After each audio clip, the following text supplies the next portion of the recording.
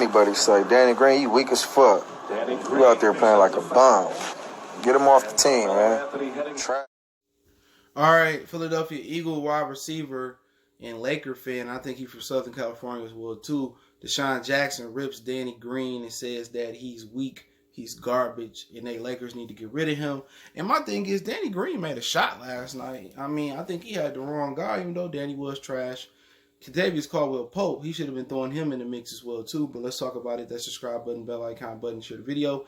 And, yeah, I mean, the Lakers just didn't hit nothing. I mean, Anthony Davis hit a couple of threes or 1 or 2 threes. LeBron was 1 for 5 from 3.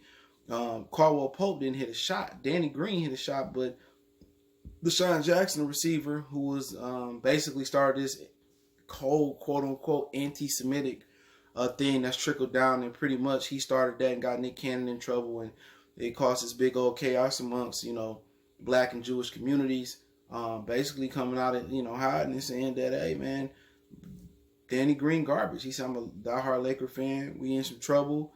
This, that, and the third. And it's just a bad matchup, bro. They defend. They do defend him and Danny and Kentavious Caldwell-Pope. But they defense don't equal out on how bad their offense is. And the way Damian Lillard was playing last night, he picked and choose when he wanted to attack and when he wanted to shoot. He let the game come to him. It seemed like in the fourth quarter they was letting it slip away. Then Dame stepped up. And obviously, I think I can speak for anybody who knows basketball. It's probably going to ask Frank Vogel to switch to Deion Waiters and J.R. Smith. But Frank Vogel is a defensive-minded guy. Frank Vogel is going to keep rolling with the defensive guys, no matter if it compromises offense. And ultimately, he's going to have to make the adjustment at some point. J.R. Smith can defend. He can shoot. And Deion Waiters can get his own offense so he can shoot off. He can spot up and shoot. But we'll see if Frank Vogel make that adjustment. But DeSean Jackson, as a professional athlete, I don't think you should be attacking another professional athlete because his words hold weight. It's one game. It's a fucking 7-game series. And you attacking Danny Green for one bad game. And Danny Green is really a good guy. And Danny Green wasn't the worst player out there last night. Kentavious Caldwell-Pope was. So you attacking Danny Green like he the only bad person out there. Everybody played bad for the Lakers other than LeBron James. Anthony Davis stayed on the floor. He didn't do what he supposed to do. I don't see him getting on Anthony Davis. Anthony Davis probably make 10 or 20 times what Danny Green fucking make, or 3 times what Danny Green make. Kentavious Caldwell-Pope was trash out there last night.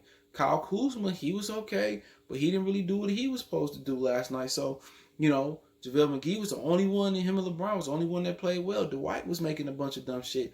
But to single out Danny Green in that situation, I don't know if they got personal beef or some underlying beef that they had before. But usually you don't see this light skin on light skin crime. You know what I'm saying? But I do think DeSean Jackson should have waited. Now, if this was a game deciding game 7 or, a swing game or a game that decided like the series, might be in real trouble, and Danny Green do something stupid, then I get it. But, he's speaking from fan mode, but still DeSean Jackson, 34 years old.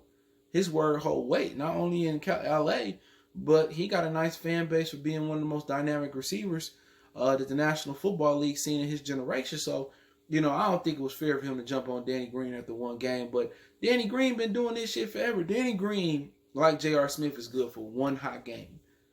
You know what I'm saying? Danny Green is good for one hot game. Danny Green will help you win a game in the series.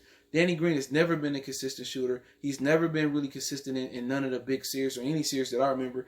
He had that one hot game where he hit the 3 or he hit a big 3 here and there. When they signed Danny Green, everybody was jumping up and down for Danny Green. Like, Danny Green really wasn't hitting shit with Toronto last year, neither when it counted.